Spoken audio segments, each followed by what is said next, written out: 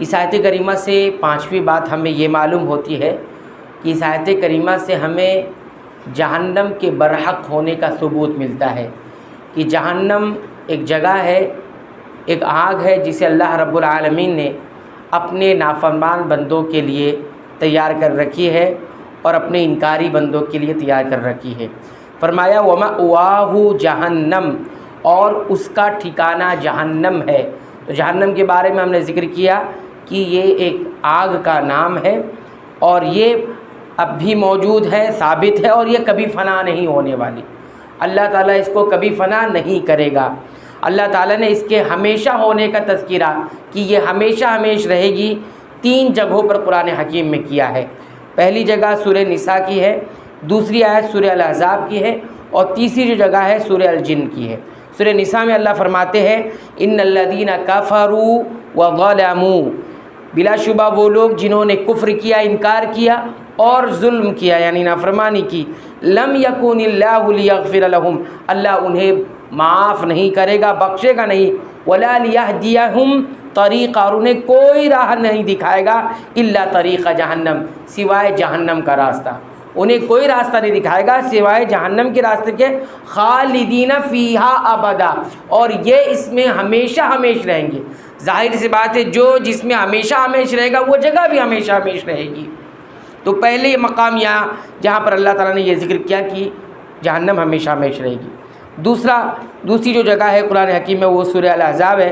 اللہ تعالیٰ فرماتے ہیں ان اللہ لعن الکافرین، بلا شبہ اللہ نے کافروں پر لعنت فرمائی ہے، وَأَعَدَّ لَهُمْ سَعِيرًا، اور ان کے لیے بھڑکتی ہوئی آگ تیار کر رکھی ہے، خالدین فیہا ابدا، جس آگ میں یہ ہمیشہ ہمیشہ رہیں گے، خالدین رہیں گے ابدا ہمیشہ ہمیشہ۔ ظاہر سی بات ہے آگ میں ہمیشہ ہمیشہ رہیں گے یعنی آگ بھی ہمیشہ ہمیشہ رہے گی۔ یہ دوسرا مقام۔ اور تیسرا مقام سورہ الجن کے اندر اللہ تعالیٰ فرماتے ہیں وَمَن يَعْصِ اللَّهَ وَرَسُولَهُ، جو اللہ کی نافرمانی کرے گا اور اس کے رسول کی بھی نافرمانی کرے گا، فَإِنَّ لَهُ نَارَ جَهَنَّمَ، ایسے لوگوں کے لیے جہنم کی آگ ہے، خالدین فیہا ابدا، ایسے جہنم کی آگ میں یہ لوگ ہمیشہ ہمیشہ رہیں گے۔ جب اللہ کی بات آ گئی کہ جہنم ہمیشہ ہمیشہ رہے گی اور جہنم میں رہنے والے بھی اس میں ہمیشہ ہمیشہ رہیں گے، تو اللہ کا کلام، اللہ کی بات سب سے سچی بات ہوتی ہے۔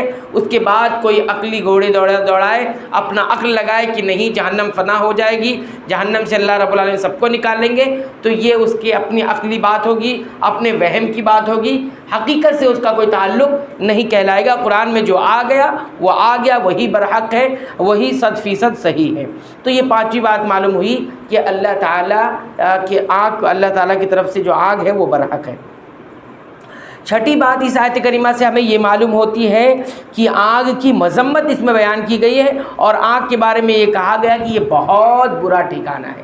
فرمایا وَمَأْوَاهُ جَهَنَّمُ، اس کا ٹھکانہ جہنم ہے، وَبِئْسَ الْمَصِيرُ، مصیر کہتے ہیں ٹھکانے کو، بئس معنی ہوتا ہے بہت برا، وَبِئْسَ الْمَصِيرُ، یہ بہت برا ٹھکانہ ہے۔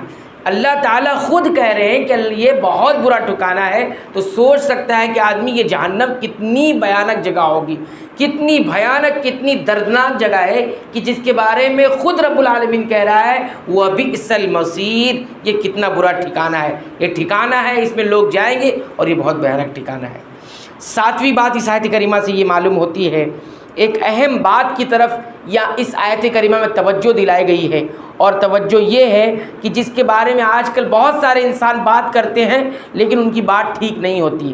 انسان جب مرتا ہے تو مرنے والے انسان کے بارے میں انسان کیا کہتا ہے؟ کہتا ہے جب یہ مر جائے گا تو مرنے کے بعد یہ اپنے آخری ٹھکانے پر چلا جائے گا۔ آخری ٹھکانہ کون ہے؟ قبر ہے۔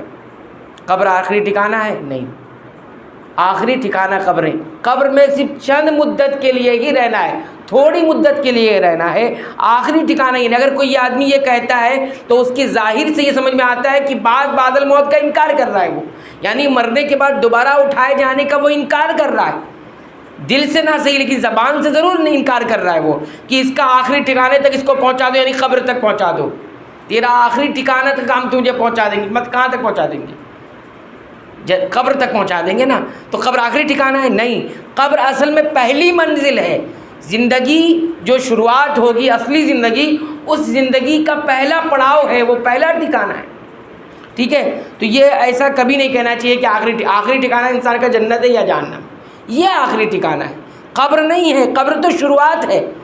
ان القبر اول منازل من منازل الاخرہ، قبر جو ہے آخرت کی منزلوں میں سے پہلا منزلہ ہے، پہلا پڑاؤ ہے۔ دیکھیے قرآن میں آتا ہے، ایک دیہاتی نے قرآن سنا، قرآن میں یہ آیا الہاکم التکاثر، زیادہ کی چاہت نے تمہیں بہت غافل کیا، اتنا غافل کیا حتی زرتم المقابر، یہاں تک کہ تم نے قبرستان کی زیارت کر لی، یعنی قبر تک پہنچ گئے۔ تو قبر کے بارے میں زیارت کا لفظ ہے، زیارت آدمی کب کرنے جاتا ہے؟ جاتا ہے تھوڑی دیر کے بعد واپس آ جاتا ہے، تھوڑی دیر کے وقت کو ہی زیارت کہتے ہیں۔ میں کسی سے ملاقات کے لیے جا رہا ہوں، زیارت کے لیے جا رہا ہوں، تو زیارت کرنے جاتے تو کیا کرتے ہیں؟ وہیں رہنے لگتے ہیں، جاتے ہیں پھر یا تو آگے چلے جاتے ہیں یا تو واپس آ جاتے ہیں۔ تو قبر کو یہ زرتم المقابر، تم قبروں کی زیارت کرو گے۔ تو اس دیہاتی نے جب سنا اس کلام کو تو اس نے کہا کہ جو زیارت کرنے والا ہے وہ کبھی وہاں مقیم نہیں ہو جائے گا، جا کے قیام کرنا شروع کر دے وہیں رہنے لگ جائے، نہیں۔ تو اسی لیے قبر کیا ہے؟ یہ ایک عارضی اسٹاپ ہے جہاں رک کر انسان کو اور آگے جانا ہے، اور آگے جانا ہے، یہ شروعات ہے۔ تو یہ آپ انسان سمجھ کر رکھے کہ قبر جو ہے یہ آخری ٹھکانہ نہیں ہے، بلکہ آنے والی زندگی کا پہلا پڑاؤ ہے۔ اسی لیے بعض اہل علم نے یہ کہا کہ جب انسان مرتا ہے، قرآن میں بھی یہ چیز موجود ہے کہ اس کی پنڈلی سے پنڈلی مل جاتی ہے مرتے وقت، ایک پنڈلی جو پیر پنڈلی ہوتی ہے نا، پنڈلی سے مل جاتی ہے۔ تو حضرت عبداللہ ابن عباس کہتے تھے کہ پنڈلی سے ملنے کا مطلب یہ ہے کہ انسان کو موت کے وقت ایک ہی دن میں، ایک ہی وقت میں دو چیزیں دکھائی جاتی ہیں، ایک تو دنیا کا آخری دن، دنیا کی زندگی کا آخری دن، اور آخرت کی زندگی کا پہلا دن۔ ایک پنڈلی سے مراد کیا ہوتا ہے؟ دنیا کا آخری دن، کی یہ دیکھ تیرا آخری دن ہے جہاں سے تو اب نکل کر جا رہا ہے، اور ایک چیز جو دکھائی جاتی ہے یہ ہے آخرت کا پہلا دن جہاں تو جا رہا ہے، ایک دنیا سے نکل رہا ہے دوسری دنیا میں جا رہا ہے۔ تو جب انسان یہ دونوں ایک ہی جگہ پر دیکھتا ہے تو اس کی موت کی سختی میں اضافہ ہو جاتا ہے۔ اللہ تعالی ہمیں موت کی سختی سے محفوظ فرمائے۔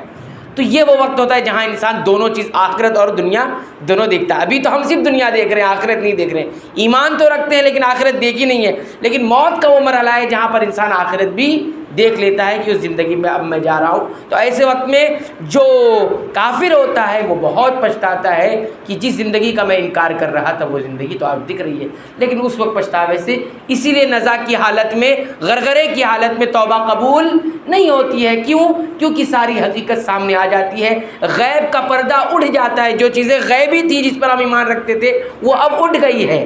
تو جب غیب کا پردہ اٹھ گیا تو ایمان لانے کا کوئی مطلب نہیں رہ گیا۔ اسی لیے فرعون کا ایمان بھی قبول نہیں ہوا، کیونکہ اس نے ساری حقیقتیں دیکھ لی تھی اور کہہ رہا تھا آمنت برب موسیٰ، میں موسیٰ کے رب پر ایمان لاتا ہوں۔ رب نے کہا نہیں، الآن، اب نہیں، اب قبول نہیں، قبولیت کی گھڑی ختم ہو چکی ہے، تمہاری موت کا وقت قریب آ چکا ہے، تم موت کے مرحلے سے گزرے ہو۔ اللہ تعالیٰ ان باتوں کو یاد رکھنے کی توفیق عنایت فرما، ان تمام باتوں کو یاد رکھنے کی توفیق عنایت فرما، اس کے مطابق عمل کی توفیق عنایت فرما۔